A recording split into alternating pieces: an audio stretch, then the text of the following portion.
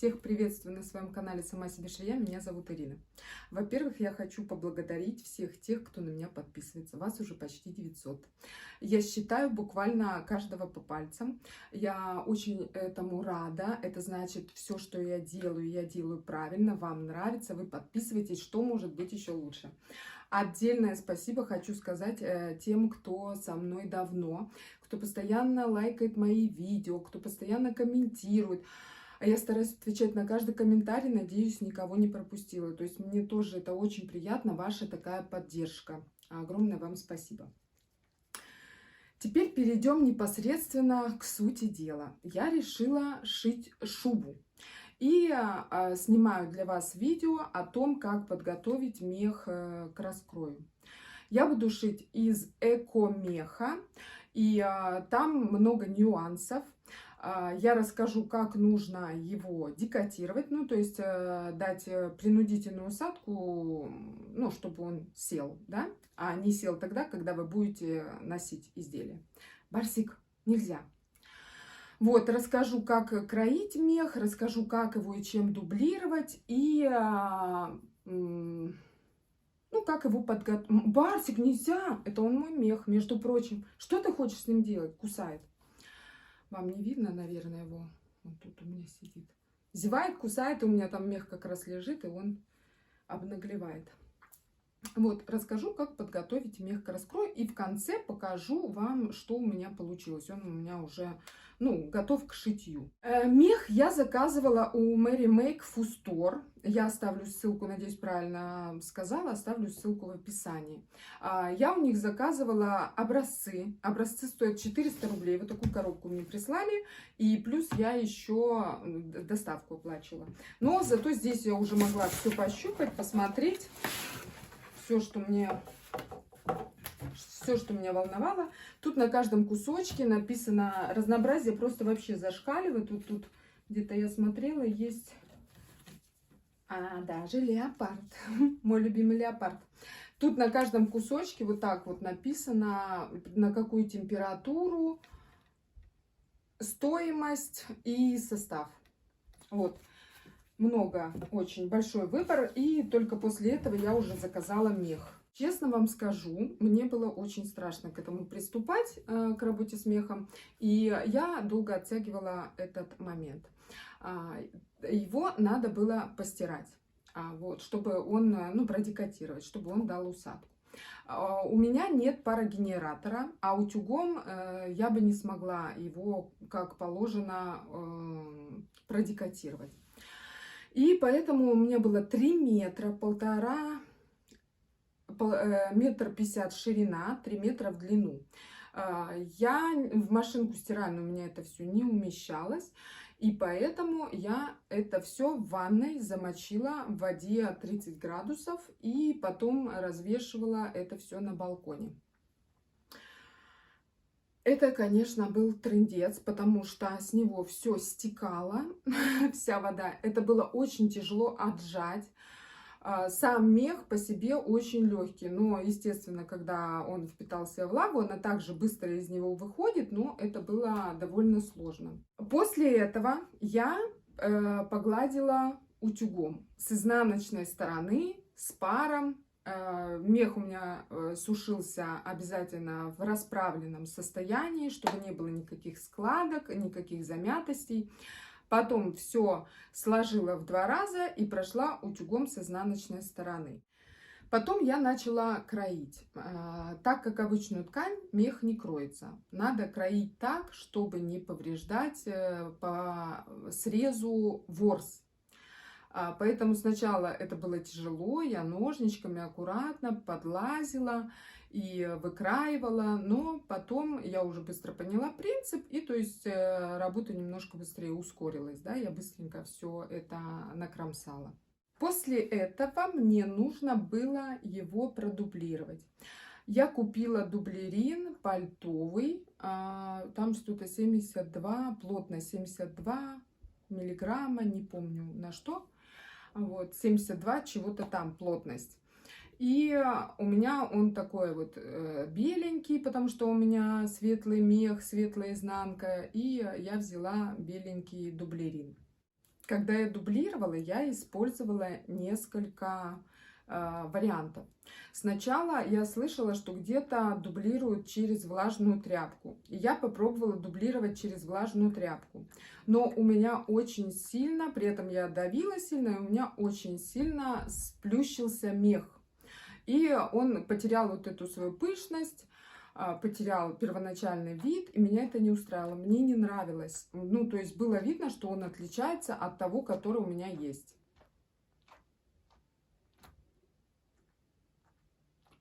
Барсик, ты мне создаешь помехи. Давай, хорош, вот это вот будет чвяк-чвяк-чвяк всю дорогу. Иди в зал тогда. Смотрите, толстяк. Толстяк намывается, и так все это громко. Иди туда, чвякай. В итоге я попробовала сухой способ. Я старалась сильно не давить, очень переживала, что приклеится плохо и потом дублерин будет отклеиваться, но все удачно приклеилось довольно хорошо, сильно на утюг не давила и долго держала.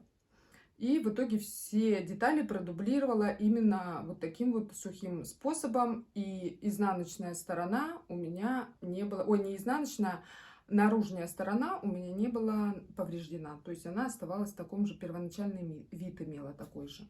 Еще что хотела сказать, учитывайте, что у меха будет ворс, и надо понять, в каком направлении идет. Ну, там, вверх-вниз, чтобы вам кроить детали не в разнобой, а по ворсу. Ну, там, в принципе, вы когда его постираете, вы это отметите, найдете, вы поймете, почешете. Кстати, про чесать. Чесать и расчесывать мех можно щеткой с натуральным ворсом. У меня, пока я не приобрела такую, у меня была щеточка с искусственными этими щетинками. Вот, и я ей аккуратненько чесала лишний мех, который вываливается, и, ну, ей же и работала. Она так хорошо у меня все убирала, все ненужные остатки и расчесывала мех. Но лучше приобрести вот эту такую щетку старинную с натуральными щетинками. Так, что еще сказать вам по меху? Какие у меня сложности еще с ним возникали? Наверное, все. Я не давала какие-то дополнительные припуски, я делала точно по лекалам. И сейчас вам покажу, что у меня в итоге получилось. Вот смотрите, друзья, я ее разложила. Кстати, я вам не сказала, шубу я буду шить маме, а потом буду шить себе. Себе я буду другую модель шить, а маме мы выбрали вот эту по выкройке Советнау. Я не помню, как она сейчас называется, но я оставлю внизу в описании эту шубку. Ссылку на эту шубку. Вот смотрите, вот это у меня получается воротник. Он две части, верхний и нижний. Он полностью, ой, не могу дотянуться, он полностью продублирован. Там две части, если что, да.